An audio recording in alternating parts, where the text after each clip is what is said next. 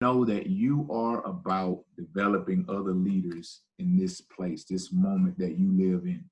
What advice would you give to a young assistant just getting started in the coaching who one day aspires to be a head coach? Well, I had the wonderful privilege of being an assistant coach for 18 years, and I wouldn't trade that time for anything. And I think be the head coach of your area. I tell all of our players, all of our staff members, that I expect you to be a top 10 level head coach in your area, and be responsible and hold yourself to that level. So I don't care if you're a manager listening to this and you want to be a head coach someday, or whether you're an assistant coach, or whether you're a ops, or whatever your role is. Know the standards and be responsible for that standard in your area, and lead as if you're the head coach. We're so interested in climbing the ladder, right? And getting that new title and that new role. And I remember I had another wonderful privilege when I was an assistant at UCLA.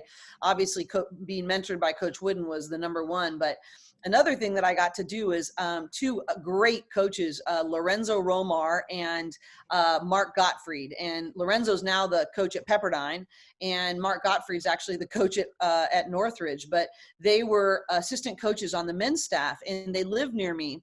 And we had a long commute. And I told them, we actually all went to the same church, and I asked them if I could ride to work with them, and if I would babysit their kids for free, if they would let me ride to work with them.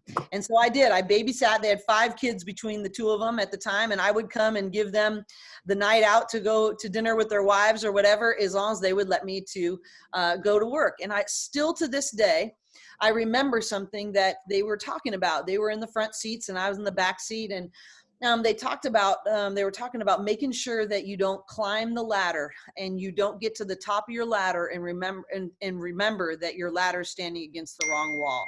And I think it's just so important that if you're wanting to be a head coach and you want to climb the ladder, and there's nothing wrong with that, it starts with making sure that your ladder is standing against the correct wall.